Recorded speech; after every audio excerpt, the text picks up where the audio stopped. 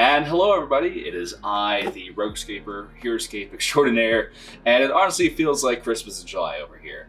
Renegade was kind enough to send some of the new expansion sets, the next Boiling Tension arc, my way for the game of Heroscape, and today I'm going to dive into some of these boxes that I have in hand as I wait for more to arrive via the post, and we're going to open these up and talk about some of the figures. So, with little ado, let's dive right into this.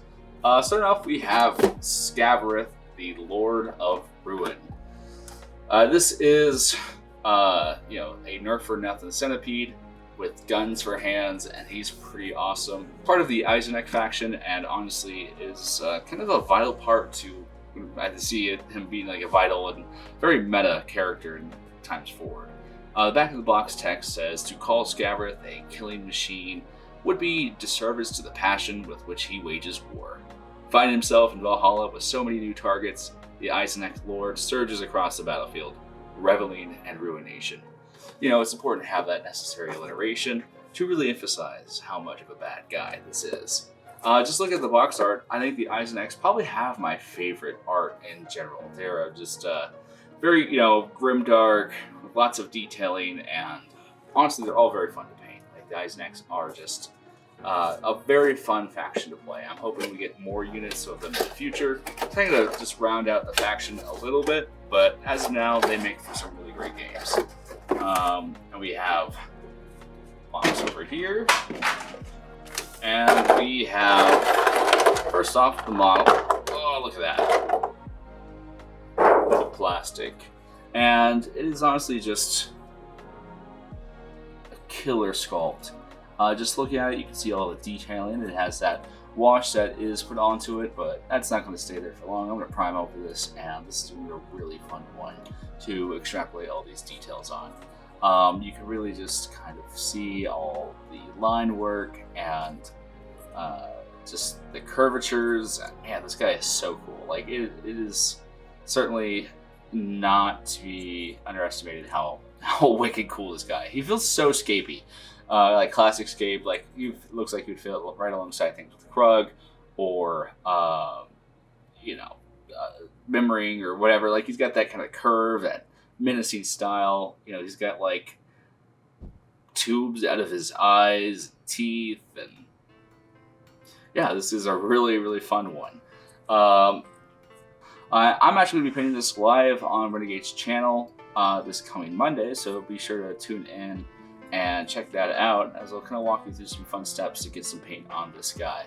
But overall, the sculpt is probably my favorite one out of AOA so far. There's a couple close contenders, but I'm really looking forward to getting some paint on this. And of course, we have the card in its bespoke sandwich baggie in case you get hungry and want to take a munch on it.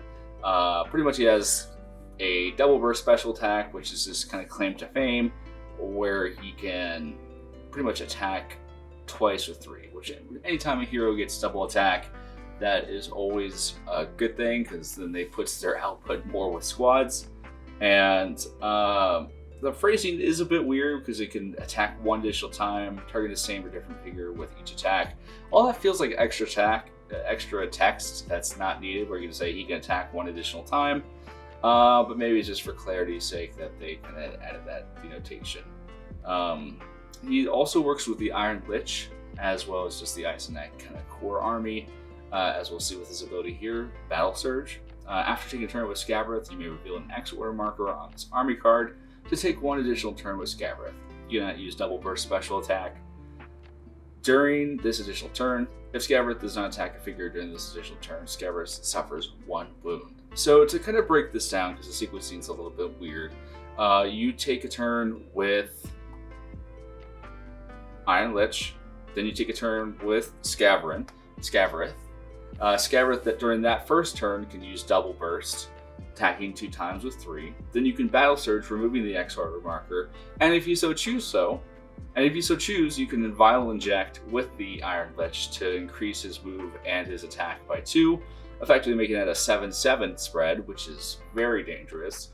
And then I take one additional turn. So pretty much he can wipe out some small guys and then go in for the kill. I mean, he's 185 points. He's more than the Lich himself.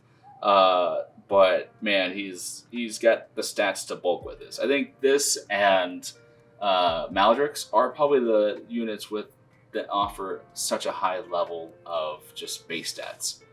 7 life, move 5, range 1, attack 5, defense 4.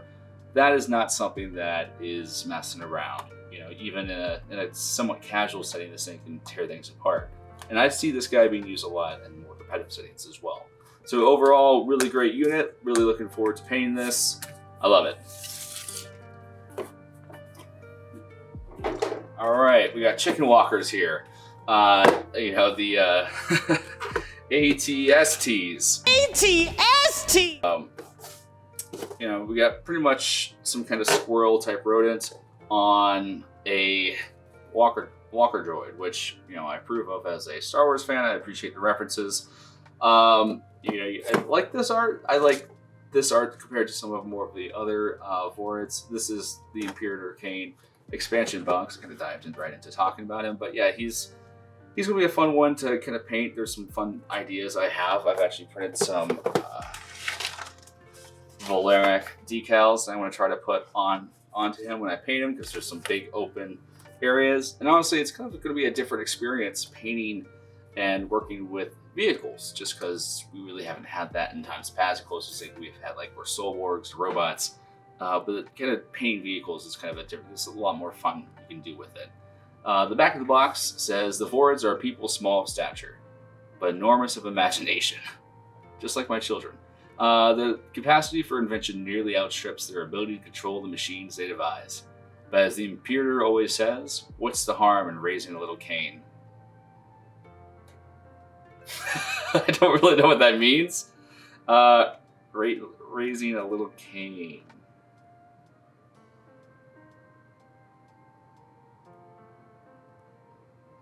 Raising Kayne? I honestly don't get what the reference or joke is. I'll have to look into it. But what's the harm in raising a little Kayne? Is it just a reference to the fact that he's Kayne, and what's the harm in that? Or is that like a reference to Raising Kayne, the chicken restaurant? I honestly don't know what that means. Either way, we're going to dive into this right here. Again, box looking really great. I'm going to go on my wall of boxes I have yet to figure out what to do with here. And this guy is a single space. He's comparatively kind of like a bit bigger than, like the Vord Glide Strikers. Kind of has like more heroic proportions. The Vords all kind of have like their own proportion. They kind of do what they want. A little unit just to have here. And this is going to be a fun one to paint. This is a really easy paint job.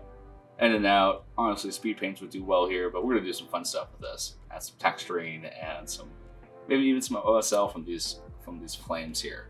Very simple unit. I wonder how he kind of compares to like the Glide Strikers here. Yeah, he's a little bit chunkier, but not bad. Honestly, I love the conceit behind these guys. I'm not the biggest fan of how they play yet, but I'm seeing them getting pretty good in the future. It does seem like there's been a lot of love for Vorids out there. Some people don't like them. I think they're a really fun homage to Redwall and kind of other kind of like warrior critter type things like Root and stuff like that. So this is a champion, fearsome, huge 10, attack 3, defense 4, range 5, because we got some range finally in the game, as well as move 5. He has one ability, which is always nice for sake of simplicity. Stomp 8, once during Imperators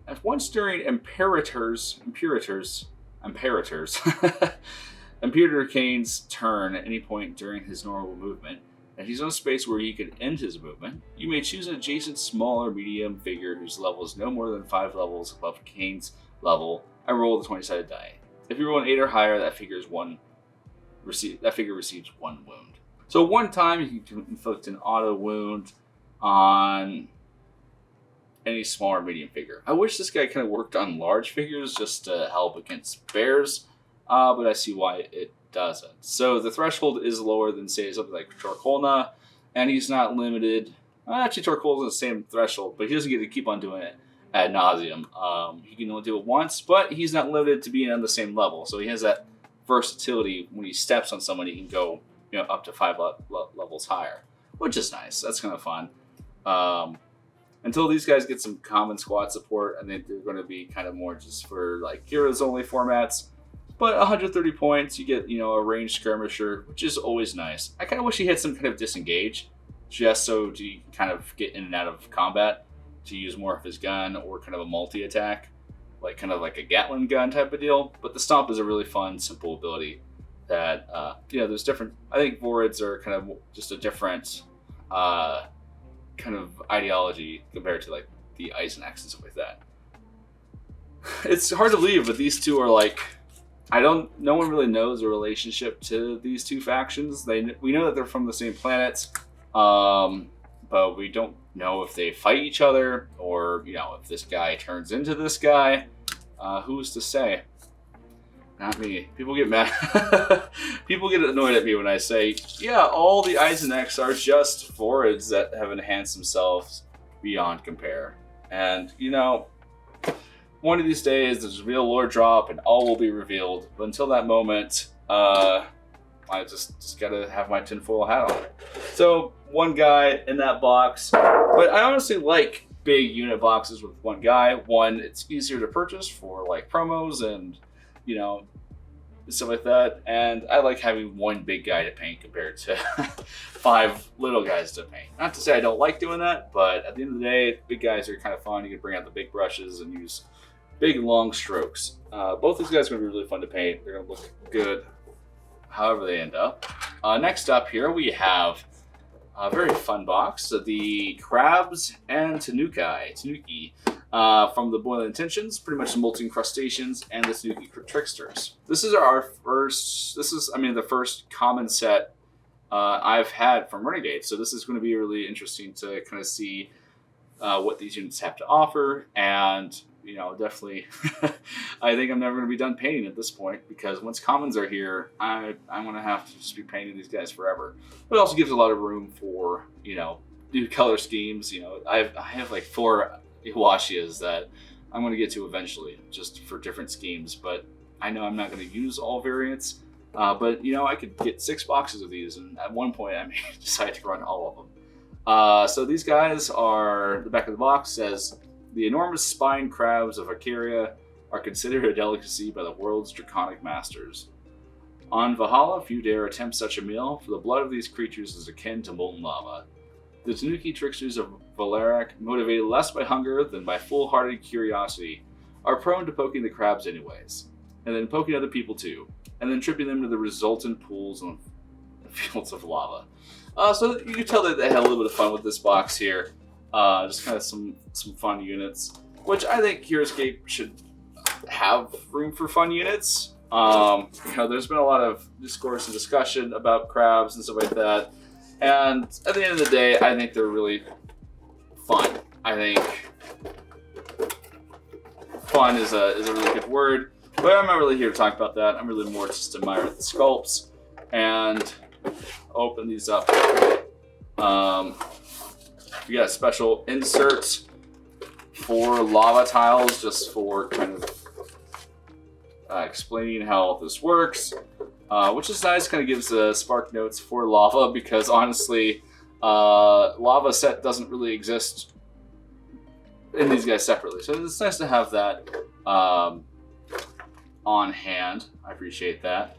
Honestly, these guys have a lot of kind of extra stuff compared to like your more traditional. They come with 3 single tile hexes, which let's see how these kind of look and stack with each other. They feel really crisp. It actually has the 3 single tiles and the molten lava. Let me tell you how great it is having lava tiles that I can do this with. Historically, lava has been the most brittle Heroscape piece. I have a couple sets that are crumbling every time I bring them out. So I am, for one, very excited to be able to start building into lava again. When I first started playing with Heroscape, I wasn't into lava. I didn't understand it. But once you start playing some more games with it, it's really pretty much a lot of versatility. with lava. Like, it's a hindrance, but people use it in such a way where it makes for some really compelling game choices. Often putting lava tiles at height. Molten lava isn't used as often as I like. I love dunking people into molten lava with like Jotun and other move characters, but you know, I can see how it leads to a feel bad experience. But ultimately, you know, we got some. This is the best way to get build up, you know, your single lava hex tile set here. You know, you can buy 20 squads of these crabs, and then you have pretty much all the lava tiles you ever need, assuming you don't use them. So we got those, or just play all of them and just terraform the map, which I guess I'm getting ahead of myself here.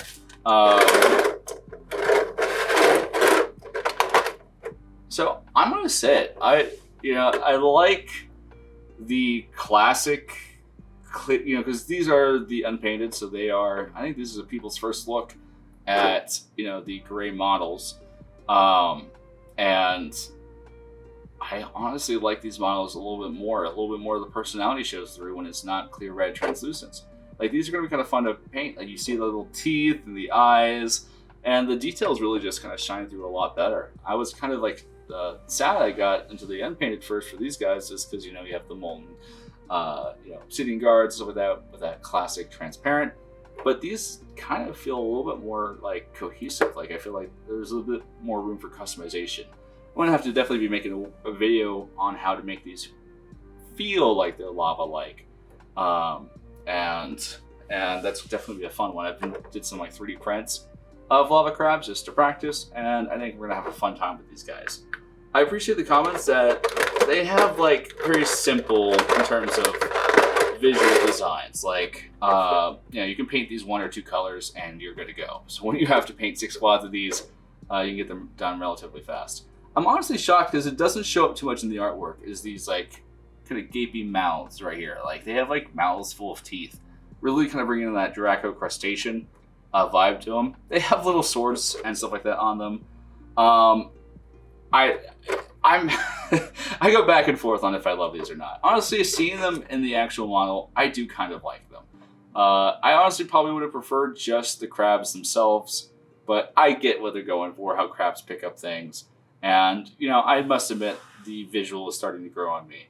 Honestly, I just kind of like them more unpainted than pre-painted in this context, just because I kind of get a little bit more of the personality in the sculptors kind of like direction they were going with these, which I think kind of the clear red doesn't bring all this out. Like, these are kind of fun little guys. Like, they're actually kind of like, they looked like cute before, but when you like look at them, they get like gaping mouths and they look a lot more menacing than originally thought. Yeah, really fun little guys. They're kind of little, but they're kind of big. Like,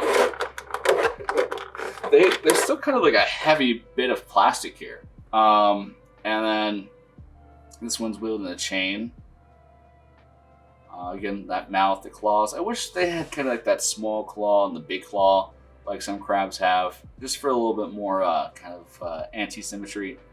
But I kind of like them. Honestly, they've grown on me. Like, I was a little, like, just looking at the box art, I was like, okay, like, because they looked really cute and adorable. And as much as I like cute and adorable things, but you see these, it's just like, they look very spiky and grumpy, and I wouldn't want to tangle with these.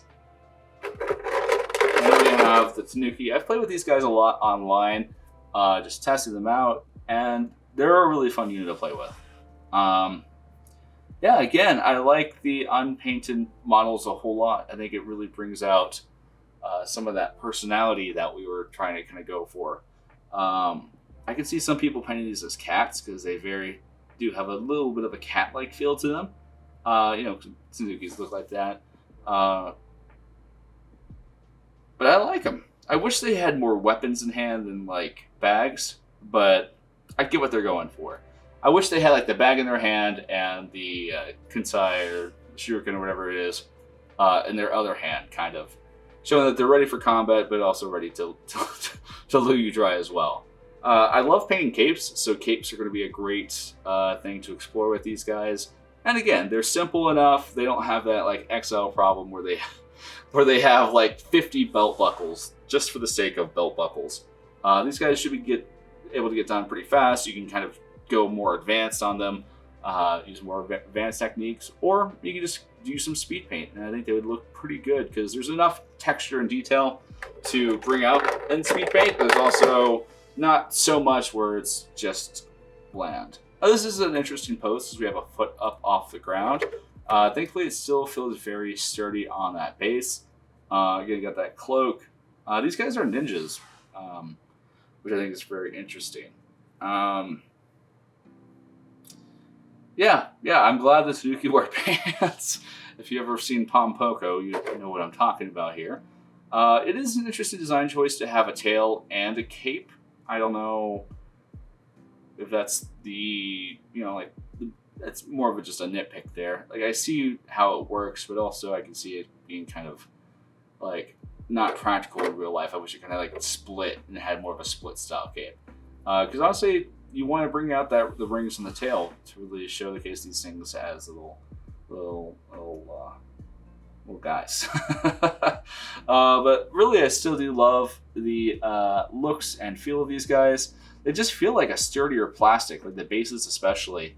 In times past, they've been a little bit bendy. They've definitely, it just feels very improved. Like, it feels very sturdy, no warping, no bumps or anything like that. So I'm happy with it. Honestly, my only thing in the future, and some people may disagree with me, is I wish the bases had a little bit of just like bumpy texture, kind of like the Ice and Fire miniatures have, or Legion, kind of just like just a little bit of texture here. So if you don't want to get the texture paste out or flocking, it's just something you can easily paint. But it's kind of late in the game to do that, and it's not the end of the world because you can always add that yourself. But interesting little guys. I think this is a set where you either kind of love it or hate it, and I'm starting to love it. Like, I'm starting to really appreciate these sculpts. Honestly, I'm gonna say it, I kind of love these guys now. Like, just visually, I wasn't a big fan.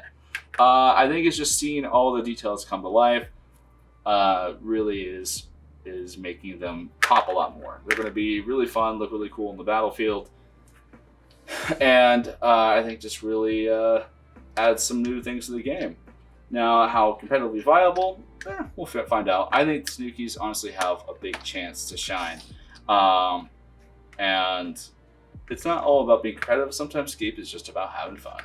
Okay, looking at their cards here, we have the Molten Crustaceans who follow Aquila, who's slowly building out her army ranks, kind of being one of like the Forgotten Generals to now a major threat with another common squad added to her mates. These guys have lava resistance and climb, so essentially kind of standard little guy stuff. Attack 3, defense 3, move 5. I wish they had move 6 just so they could move, scatter a bit more, but I digress. They have an interesting ability called Volcanic Carapace here, which is, you begin the game with 3 1-hex lava field tiles and 1-hex molten lava tile for every squad of molten crustaceans in your army. After a molten crustacean you control is destroyed by a normal attack or leave an engagement attack, you must roll the 20-sided die and place one of these tiles into the space the figure occupied. If the tile fits normally in that space, if you roll a 19 or higher, place a molten lava tile if able. Otherwise, place a lava field tile. So, very interesting ability. Very few units in the game have such terraforming capabilities. Essentially, you have a chance to roll a single tile or a molten lava tile when a crab dies. You are able to kill your own crabs, and there's lots of tech that can be done with these guys. I think haven't fully been discovered yet. My favorite, and it's not a winning strategy, but it's something you can do, is just repeatedly have crabs die in the same spot and build what I like to call the Tower of Crabble. A very tall molten lava tile that I guess if you pair with Molten Claw could lead to some fun shenanigans there. Odds of you rolling a molten lava tile are low, and you can only do one for each squad you have in your army. So if for some reason you have 3 squads of these and you roll 19 3 times, you're placing 3 molten lava tiles in places where you can do a lot of damage. So we're going to find out. These guys, the Tanuki, have the ability to move, and any movement or displacement ability, which there's a lot of now in AOA, is able to take advantage of that. These guys are also able to set up height for themselves, and you can also kind of combo them with like things like Gilwashia to get instant stackable height, and put a water tile on top of it so you don't get that lava damage, or even doing the same for Micah Connor, where you can put shadow, get that defense kind of universally for everybody. You can block roads, so block road bonuses, and its interaction with glyphs. I haven't received full word on the ruling of that officially from Renegade, so I'd love to hear more, and if a crab dies on a glyph, how that interacts. But honestly, fun ability. I love, like the tiles are such a big part of Heroscape. I'm glad when we see that kind of stuff kind of more brought into the game. And the big important thing to note is they don't drop it with special attacks. So, like the dragons in their bio, if they hit them with a breath weapon, these guys don't drop lava. So you really they're kind of a counter pick, I'd say, if you're, know there's not going to be big specials into your armory. Otherwise, they're just tasty little, boiled crabs to munch on. Now we have the Tanuki tricksters, which have a very interesting kind of toolkit, lots of things they can do. They are ninjas, they are tricky, which has some mild synergy with some other units. They have Nage Wazah 9. Pretty much, they get to move a figure if they roll a 9 or higher before attacking that figure. So that opens up a whole lot of possibilities. The Tanukis can never roll leaving engagement attacks against that moved figure, but other figures can. So you can pair these guys with knights, you can pair these guys with some other things that can get to move the Tanukis. There's some fun compositions you can have with them. But also it allows the Tanukis to displace people off glyphs, off of height. I don't think there are better glyph disruptors in the whole game. Like, these guys can hold on to a glyph, move people around, and honestly, if you play them in mass, like, they really do kind of control the whole battlefield by like round 2 or 3.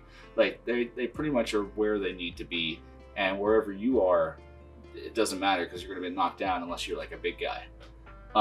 So you're able to move people. You can move them to a lower engagement or move them out of engagement with you. So if you, let's say, you don't want to attack them but maintain your height, you can push them out of the way and use their small range to maybe attack another figure. Also, you can move people into lava dropped by crabs, as we mentioned before. You can throw people off height if you're playing on kind of big maps and castles and stuff like that. And assumingly they take falling damage as well. Yeah, they're fun little guys. I like movement abilities. I think AoA has a lot of it, because I think the game had a tendency to get kind of stationary in times past, where once you set up in the best position until you like lost a guy, you kind of just were there, because Heroscape is a game all about where you're positioned. That +1 attack and defense dice is so important to the flow of the game that these guys can really just disrupt that. Then we have Tanuki Aruki, which rhymes. Aruki is a type of kind of martial arts walk or stance, so it's kind of referencing that. Pretty much after revealing an order marker on the Tanuki tricksters and taking a turn with the tricksters, you can move up to 2 small or medium void or ninja figures you control that did not move this turn up to 3 spaces each. Now, I love units that self-develop.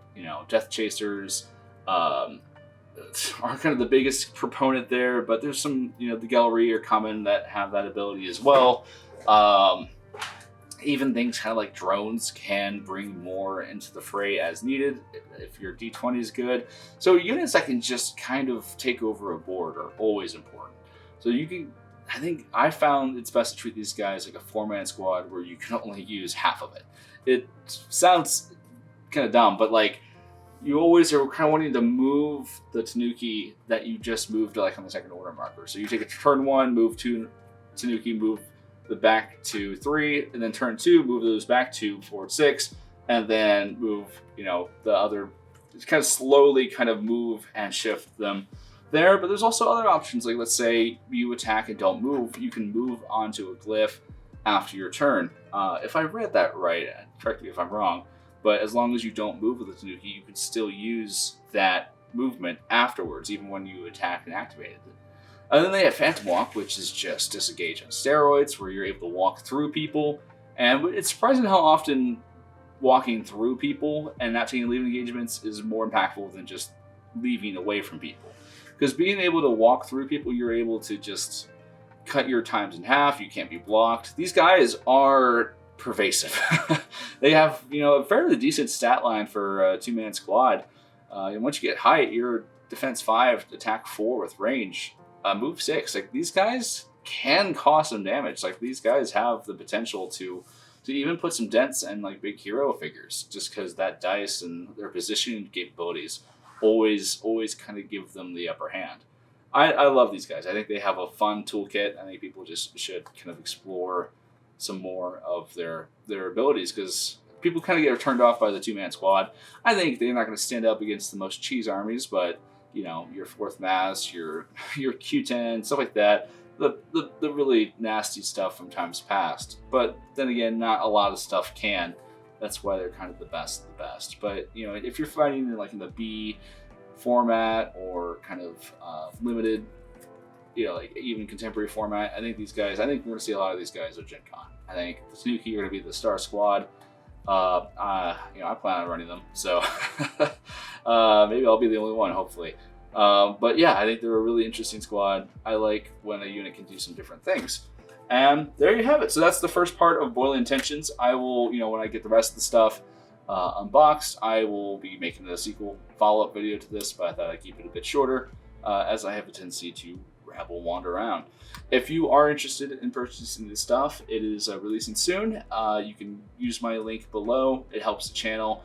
Or you can find it on any site that sells Heroscape elsewhere. So, and if you'd like to support me, so this is pretty much the first part of Boiling Intentions. We have some more units that I will be releasing, talking over soon as I get the boxes and are able to open them up.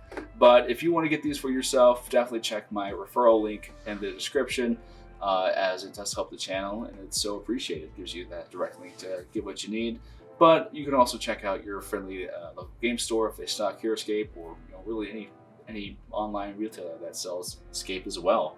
I think that's about it for today. Be sure to subscribe if you'd like to hear more about Heroscape and stay up to date on this game. And let me know what your favorite unit is from this expansion pass, as I think there's some fun stuff to dive into, and this is only half of it. All right, and you take care. You'll have a clawsome day. I'm dumb.